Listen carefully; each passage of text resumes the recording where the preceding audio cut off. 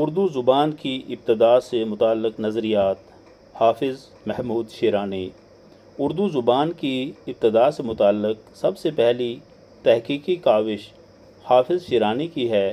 انہوں نے اپنی تحقیق کی بنیاد ان ٹھوس تاریخی حقائق پر رکھی جو مسلمانوں کی ہندوستان میں آمد کے بعد پیش آئے۔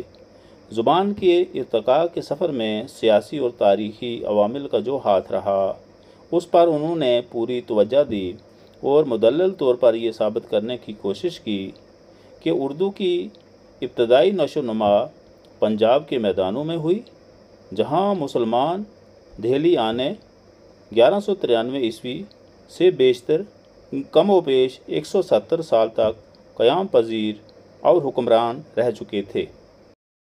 زبان کے بنیادی عناصر کی تشکیل اسی زمانے میں ہوئی۔ محمود غزنوی کے لاہور فتح کرنے اور پنجاب کو اپنے قلم رو میں شامل کرنے کے بعد تہذیبی اور لسانی روابط تیزی کے ساتھ بڑھے۔ اگرچہ اس سے بیشتر بھی عربوں کی فتح سندھ و ملتان کے نتیجے میں عربی زبان یہاں کی مقامی زبانوں کو متاثر کرتی رہی تھی۔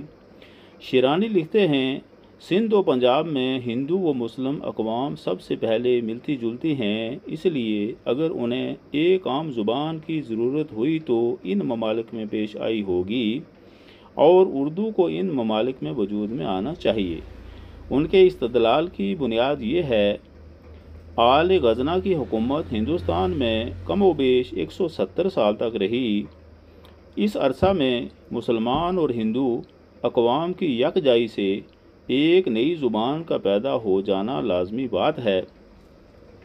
سرکاری ضروریات کی بنا پر بھی شاہی عہدہ داروں اور ملازمین کے لیے اس ملک میں زبان سے واقف ہونا ضروری تھا۔ آخر غزنویوں کے قبضہ میں تمام پنجاب، سندھ اور ملتان تھا۔ سرستی اور میرٹھ تک ان کے قبضہ میں تھے، بلکہ یوں کہیے کہ دلی کے قریب تک پھیلے ہوئے تھے۔ اتنے بڑے علاقے کے مالک و ملکی انتظام کے لیے اعمال کو اس ملک کی زبان سیکھنی ضروری تھی، کیونکہ لاہور ہند کا دار السلطنت تھا۔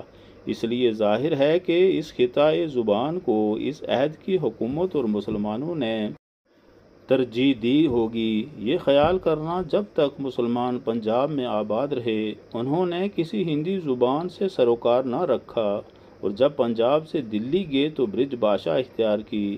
ایک ناقابل قبول خیال ہے جو عقل و روایت کے منافی ہے، اس لیے کہ ان کو نہ صرف سرکاری ضروریات کی بنا پر ایسی زبان کی ضرورت تھی، بلکہ خود مسلمانوں کی اقوام کو بھی ایک دوسرے سے تبادلہ خیالات کے لیے اس کی ضرورت تھی۔ تعلیم یافتہ گروہ کے لیے یہ مشکل فارسی نے حل کر دی تھی، لیکن ان کا غیر تعلیم یافتہ طبقہ جو کہ آبادی کا جزو اعظم تھا، فارسی سے قطعاً نابلد تھا۔ شیرانی نے اپنے اس دعوے کی تصدیق تاریخی حقائق اور لسانی دلائل سے کی ہے۔